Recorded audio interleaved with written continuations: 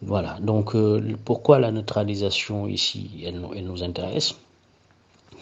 C'est parce que la neutralisation est un principe du droit international qui consiste à un moment donné, pour un temps donné, à ce qu'une armée, un peuple, un pouvoir mandaté puisse occuper un territoire, un peuple, donc ce qu'on vient de définir comme étant un État, et le soumettre à un certain nombre de règles qui l'éloignent ou qui le mettraient en dehors du circuit des relations internationales. C'est très souvent lors des conflits ou dans les pays, entre pays limitrophes notamment.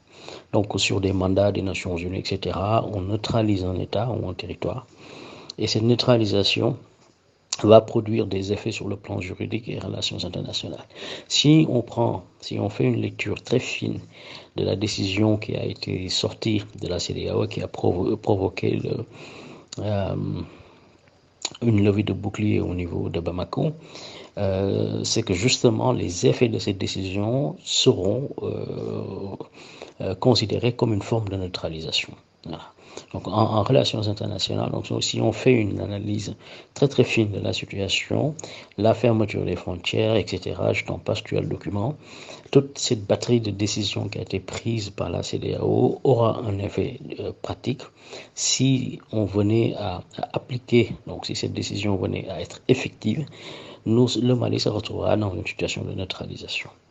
Donc à une toute petite échelle décentralisée, elle ressemblerait à une collectivité locale, collectivité territoriale sous délégation spéciale.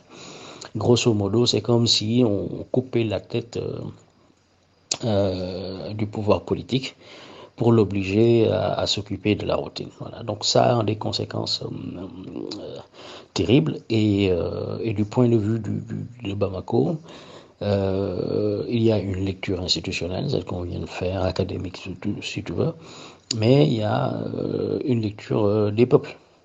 Et donc, au-dessus de tout cela, il y a un principe général de droit, en droit international, qui stipule la liberté des peuples à disposer d'eux-mêmes. Donc, si on met les deux l'un à face de l'autre, ou si on essaye de les comparer, évidemment que c'est le dernier principe qui l'emporte. Et donc, si le Mali veut vraiment résoudre ce problème-là qui est aujourd'hui en face de lui, le retrait du Mali de la CEDEAO rendrait cette décision caduque, donc inapplicable. Aussi simple que ça. Par contre, je n'ai pas encore entendu dans les discours des autorités ou des personnes avec qui je suis en contact un engagement à quitter la CEDEAO. J'en comprends les raisons très lointaines, ce n'est pas l'objet de cet audio, mais la solution juridique la plus simple aurait été de quitter la CEDEAO, hein, un seul communiqué suffit, parce que les procédures, même s'il faudrait que je revoie les textes de la CEDEAO, je pense que c'est pas compliqué de quitter la CEDEAO, la Mauritanie l'a déjà fait. Et donc toutes ces décisions deviennent caduques, nulles et sans effet. Voilà. Autrement, il faudrait peut-être étudier pour les autorités maliennes la possibilité d'introduire une requête en nullité. Cela s'explique pour plusieurs raisons. On a senti, d'après les échanges que j'ai eus avec les gens qui étaient présents au sommet donc de la CEDEAO, hein, les gens très bien, très haut placés, on m'a rapporté que Buhari n'était pas présent, que la décision n'a pas respecté les règles protocolaires de droit donc il y a un problème de protocole et d'ordonnancement juridique de la décision par rapport au Conseil des chefs d'État. Tout ça, c'est à étudier. Et si c'est bien fondé, d'après ce que j'ai entendu de Shogun Meiga, qui est un juriste, donc qui va certainement exploiter cette faille, si cette option-là est sur la table, la question est de savoir, selon les procédures au niveau de la CEDEAO, est-ce qu'une simple introduction d'une requête en nullité aurait un effet suspensif sur la décision. Et ça aussi, ce sont des techniques en négociation internationale qui pourraient faire que le Mali puisse profiter encore d'un temps libre avec, si le Mali avait saisi les autorités judiciaires, hein, donc la haute cour de la CEDEAO pour une annulation de la décision, donc attaquer la décision en nullité. Donc, est-ce qu'il y aurait une nullité absolue pour vice de forme? D'après les informations que j'ai, il semblerait que c'est la commission qui a fait le communiqué et non le Conseil des chefs d'État, ce qui semblerait donc corroborer cette thèse, notamment avec l'absence de Buhari. Est-ce que le quorum était atteint? Donc ça, ce sont des questions d'ordre technique. Donc puisque tu me demandes quelle est mon analyse dans les urgences, ça, on est dans les options d'ordre technique. Maintenant, quand je relis les événements par rapport à ce que j'avais déjà écrit là-dessus, si tu te rappelles bien, dans l'article que j'avais mis sur LinkedIn au mois de septembre 2020, ça fait un bon moment, hein, donc pour moi, il n'y a rien qui a évolué dans les relations entre le CNSP, donc, qui est devenu aujourd'hui le président Assimi Goïta et son équipe avec la CEDEAO. J'avais titré l'article Mali CEDEAO, une aporie. Oui, une aporie, parce que la situation était insoluble à l'époque. Entre-temps, on a vu que les éléments ont changé, donc ce n'est plus une question de situation, mais plutôt une question d'homme. Ça veut dire quoi? Ça veut dire qu'en théorie des jeux, donc si on applique des modèles mathématiques dans la lecture des événements, on peut comprendre très bien qu'il suffirait de changer 2 ou 3 personnes à la CEDEAO pour que la situation change. Donc on n'est pas en problème de blocage effectif, on est plutôt dans des rapports d'humeur. Et cela conduit à un changement donc de perspective dans l'analyse. Donc aujourd'hui, si je devais qualifier tout cela, je ne parlerai plus d'une aporie, parce que comme je viens de le dire, il suffirait de changer 2 ou 3 acteurs dans les discussions pour que la situation change du tic au tac. Donc du tout. Et donc j'ai trouvé ce principe physique là, en physique et en mathématiques, qu'on appelle l'effet Venturi. Donc l'effet Venturi, cela consiste, si tu veux, de manière une parabole assez schématisée. Plus tu exerces une force sur un objet, cet objet, dans la situation dans laquelle tu exerces cette force, va produire soit un effet contraire, soit un effet nul. C'est-à-dire que l'exemple que tu peux retrouver, si tu vas sur YouTube ou sur Google, tu peux voir des vidéos où on te montre une boule que l'on place au sommet d'un tube et que quelle que soit la force du vent que tu projettes à l'intérieur de cette tube, cela ne produira aucun effet sur la boule. La boule peut rester en lévitation ou même au contraire aller en sens inverse de la force qui lui est exercée. Donc c'est exactement ce qui se passe en réalité. Plus la CEDEAO met une pression sur le Mali, plus cette pression est nulle et se retourne sur la CEDEAO. Donc cette situation que je nomme l'effet Venturi produit 2 conséquences possibles. Donc, si on essaie de faire une analyse, donc on dirait qu'il y aurait des conséquences positives à court terme, et cela corrobore la thèse que j'avais déjà émise sur la chute de IBK, en disant que c'est la CEDEAO qui a provoqué sans intention, qui a précipité la chute de IBK en faisant ce que j'appelais the friendly fire. Donc c'était un tir ami. Cette rencontre, cette médiation qui avait été organisée avait été manifestement en échec et a produit l'effet contraire. Et donc on est toujours dans cet effet Venturi.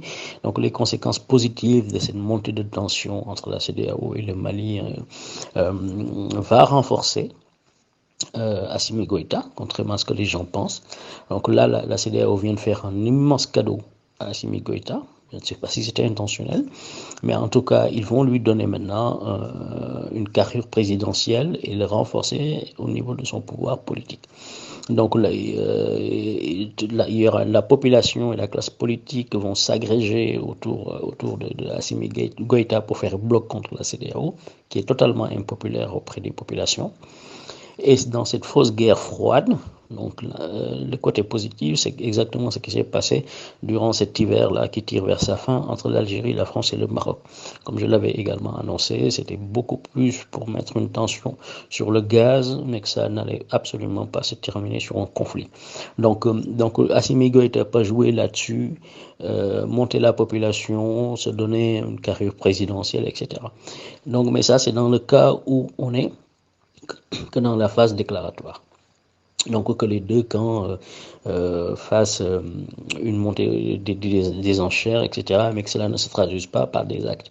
Ça, c'est le côté positif. Maintenant, il y a un côté négatif qui a été très mal étudié par la CEDEAO, et je pense que la CEDEAO aurait mieux fait d'écouter beaucoup plus les stratèges, les analystes, les contre-planificateurs, les analystes économiques et les analystes militaires. Parce que moi, j'ai constaté depuis plus de 3, 4, 5 ans, la CEDEAO aurait dû investir pour renforcer son cabinet militaire et renforcer son cabinet diplomatique. Ça n'a pas été le cas. C'est le contraire, c'est le cabinet politique qui a toujours la main dessus.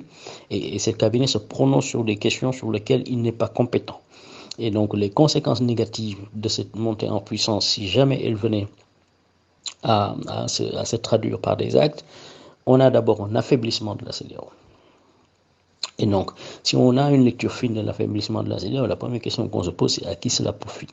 Et je suis désolé de le dire, si les gens ont appliqué des mesures qui sont venues de Paris, d'après ce qu'on leur reproche, je ne suis pas à leur place, mais si jamais ils ont pris cette décision, alors qu'ils sachent que Paris se joue d'eux et que leurs décisions auront des conséquences contre la CEDEAO, parce que la déstabilisation de la CEDEAO est en cours depuis un certain moment. On peut faire cette lecture par rapport à la guerre monétaire que la France mène à Buhari au niveau du Nigeria. La France est en train d'attaquer le Nigeria sur le marché financier pour dévaluer sa monnaie. Toutes les stratégies habituelles sont utilisées, l'introduction de fausses monnaies. Aujourd'hui, on utilise également les monnaies virtuelles, etc., etc. En tout cas, le Nigeria est dans une phase de déstabilisation. Buhari l'a compris. Et ce sont bel et bien les Français qui sont derrière sur le marché financier. Quel est l'objectif? L'objectif, en dévaluant, en attaquant le marché du Nigeria et en déstabilisant la CEDEAO, la France va avoir un alibi. Depuis plus de 3-4 ans, la France travaille sérieusement dans la perspective de dévaluer le franc CFA. Je ne sais pas si les gens sont bien au fait de cela. Et donc, ils cherchent une bonne occasion sur le plan économique pour y arriver, parce que ce serait un pain béni pour leurs exportations. Affaiblir le franc CFA, on l'a vu avec cette politique cauteleuse de Macron et de Ouattara qui ont déstabilisé le projet de l'éco de la CEDEAO. Donc c'est un projet très très sérieux. Et cette conséquence de l'affaiblissement de la CEDEAO aura un effet monétaire, donc économique, sur la CEDEAO. La deuxième conséquence, qui a commencé à produire ses effets depuis ce matin, puisque j'ai eu des informations comme quoi, je ne veux pas donner de secret, mais en tout cas, l'entourage du président Assimi Goïta et Doumbouya de la Guinée s'était parlé très tôt ce matin, et on a déjà vu cet après-midi donc le communiqué de la Guinée disant qu'elle n'appliquerait pas les décisions de la CEDEAO de fermer les frontières. Donc l'affaiblissement de la CEDEAO peut conduire à une implosion de la CEDEAO elle-même en tant qu'institution. Et ça, c'était déjà dans mon article du mois de septembre 2020. J'avais bien dit que si la CEDEAO continue de maintenir cette pression, elle risque, tu peux le relire, je cite de mémoire comme ça, d'imploser dans un avenir relativement proche.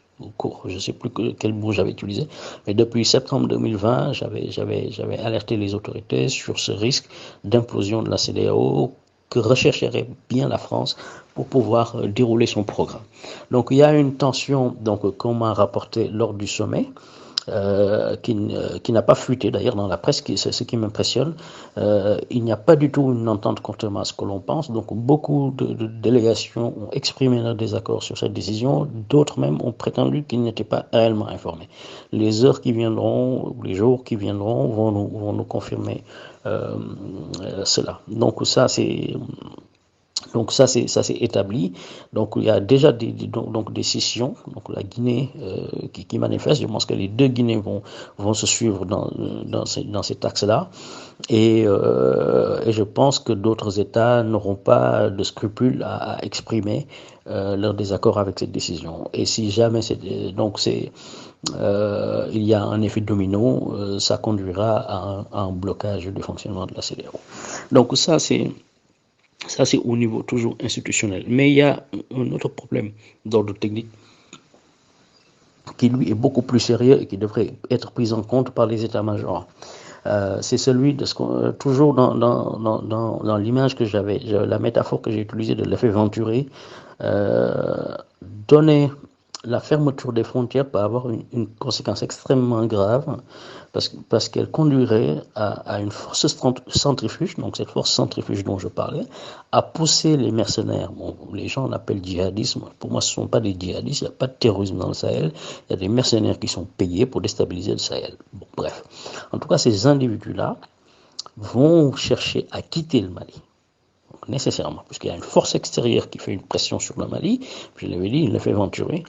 Donc c'est un message qu'il leur est envoyé pour quitter le Mali. Donc ce qui va se passer, ce sera exactement le contraire de ce que les chefs d'État de la CEDEAO espéraient obtenir. Ils sont en train de pousser ces mercenaires à aller dans leurs États à eux.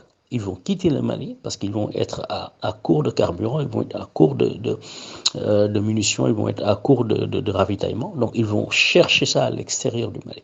Et par conséquent, tous les pays limitrophes vont se retrouver sous une double pression de devoir surveiller leurs frontières. Ce sera une pression maximale sur les services de renseignement, sur les unités mobiles. Et dans l'état actuel des choses, où l'essentiel de ces pays sont en pleine campagne électorale, ou vont vers des échéances électorales, et qu'il y a un vrai problème économique, les États n'auront pas le budget nécessaire pour maintenir cette pression. Donc la CEDEAO en fait vient de se tirer une balle dans les pieds, parce qu'elles vont, tous ces États-là qui vont décider de fermer leurs frontières vont être obligés de mettre une pression au niveau de leurs frontières.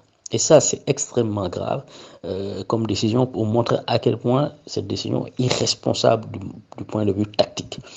Donc cette force centrifuge va pousser donc ces mercenaires à quitter le Mali. Là où maintenant, et ça, contrairement à ce que les gens pensent, c'est exactement ce que la France veut.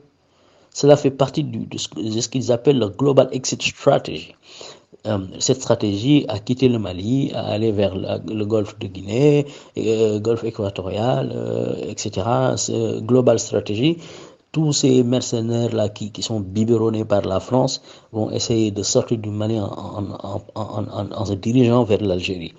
Et ça, c'est évident. C'est pour ça que l'Algérie s'est empressée de tendre la main aux Maliens pour leur dire nous sommes disposés à discuter avec vous, blablabla. C'est la France qui est derrière l'Algérie. Ça, je vous le dis, il n'y a pas de doute là-dessus.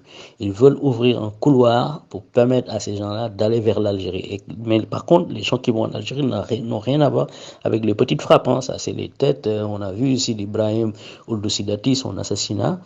Jusqu'à présent, les gens ne savent pas pourquoi il a été assassiné. Mais nous savons pourquoi.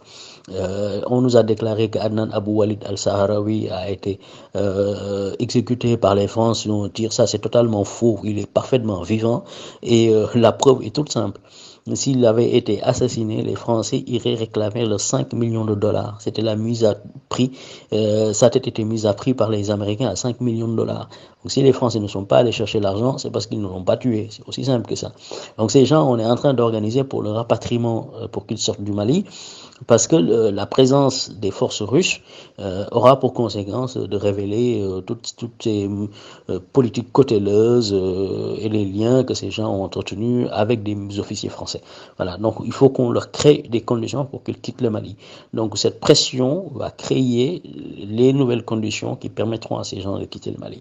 Donc vous voyez que c'est extrêmement complexe. J'ai l'habitude de le dire, les relations internationales, c'est pas fait pour des débutants. Maintenant, le piège se refermera si jamais le Mali tombe dans les bras de l'Algérie. Ça, c'est évident. C'est le piège que la France tend aux Maliens depuis un bon moment. Et la preuve est toute simple. J'ai l'habitude de le dire. La première personne qui a attiré l'attention de l'Élysée et du Quai d'Orsay sur le comportement de certains agents de la DGSE au Mali, c'était l'ambassadeur Christian Rouillet, l'ambassadeur français Christian Rouillet. Le jour où il est allé à l'Élysée, au Quai d'Orsay, dénoncer la manière dont les soldats, les agents de la DGSE traitaient avec les MNLA et les Touaregs, il s'est fait virer de son poste d'ambassadeur. Voilà. Et je vais en terminer pour dire que leur projet est toujours le même, c'est de partitionner le Mali en deux, de confier le nord aux Touaregs avec qui ils ont déjà signé des accords secrets. Et c'est cette partie qui les intéresse parce que c'est cette partie la plus riche en ressources et c'est cette partie qui sert d'arrière-garde pour sécuriser l'exploitation de l'uranium au Niger. C'est tout ce qu'ils veulent. Partitionner le Mali en deux et travailler avec les Touaregs Tous les autres Maliens, les Noirs, là, les musulmans ne les intéressent pas. Ils sont toujours dans leur délire là euh, de, de, de, de croiser là et des Templiers qui vont aller je sais pas quoi là leur délire là la con là, donc ils sont là-dedans. C'est pas pour rien quand tu étudies ce qu'on t'apprend à l'école de guerre, tu dois étudier le vocabulaire de l'adversaire. Tu y trouves tous ces éléments, dans ces éléments de langage, les éléments constitutifs de son combat. Ils ont choisi le mot Takuba pour appeler la force française qui reste au Mali et qui s'occupe des terroristes. Takuba, c'est le nom d'une épée Touareg. C'est une version anglicisée, c'est un mot qui signifie Tamashek Takobi, qui signifie épée Touareg. Et ce que ça signifie, tout simple. Une épée Touareg n'a pas pour vocation de tuer des Touaregs. C'est l'image. Donc sur ces épées-là, on y retrouve des mentions qui existe depuis, qui est apparu dans les anciennes épées de Tolède, l'Espagne. Il y a une devise qu'on marque dessus, qu'on attribue à Vincenzo Guerrero, et c'est en espagnol, on écrit sur cette épée: no me saques sin razón, no me envenes sin honor. Do not unthese me, not without reason, these me not without honor. Dégaine-moi non sans raison, rengaine-moi non sans honneur.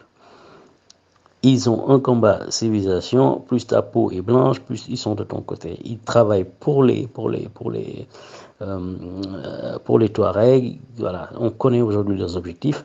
Maintenant, dans tout cela, il faut prendre toutes ces informations et en faire une analyse plus fine. Voilà. Donc, je vais m'en arrêter là. Si jamais tu as des choses sur lesquelles tu aimerais qu'on fasse un deep learning, parce que comme j'ai l'habitude de le dire à mes étudiants et tout, une analyse ne doit pas s'apprécier par rapport à sa surface, mais par rapport à sa profondeur, à sa densité.